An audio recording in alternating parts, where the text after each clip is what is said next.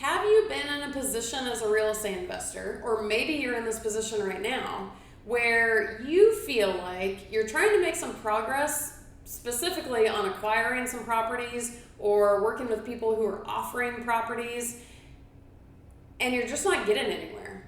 And now it's to the point where you're kind of sitting back like, well, obviously I must be doing something wrong. Well, are you? Maybe it's just as simple as you're not being assertive enough, or maybe you're not being clear in your communications. But before you go too far down that rabbit hole and start blaming yourself for why these sellers aren't communicating back with you, or in my case, I work with a lot of turnkey providers, why the turnkey providers may not be communicating back with you. There's two things that you need to understand that are at play as to why you may not be hearing back from them. You're not getting communication, you're not getting calls back. What's going on? Couple things that you need to understand. But before I tell you those, hit that like button if you've even remotely felt this way or wondered, am I doing something wrong? Okay, one of the things I'm going to tell you is all the time. It's always happening no matter what's going on in the real estate market. The second thing is a little bit dependent on where we are in the real estate market. So what are these things that might be causing your problems? Number one, this is true all the time. Real estate investing as an industry is a circus, and everybody's allowed to play. Resumes are not required, personality traits are not required, skill sets are not required. Think about it. Communication is a skill, and it's not a required skill to be a successful investor, unfortunately. But it's true. Everybody's allowed in. People aren't perfect. No certain skill set is required.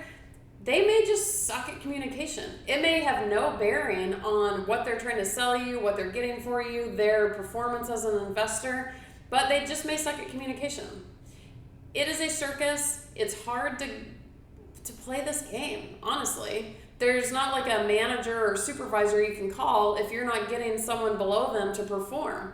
There are no supervisors or managers. You just have to deal with that person. So, real estate investing, circus, all the time, always has been. Second thing that may be at play is, are we in a seller's market? I'm making this video in 2022, and right now we are hands down in a seller's market. Well, what does that mean? That means that sellers of properties, people who have properties to sell you, have lines wrapped around the block of people wanting to buy their properties.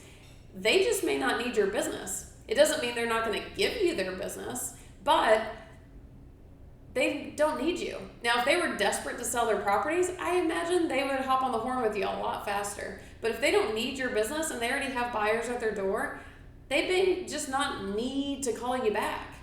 So, yeah, always look at yourself in the equation. Are you being assertive enough? Are you being clear? Are you annoying them? Are there ways to tweak your communication?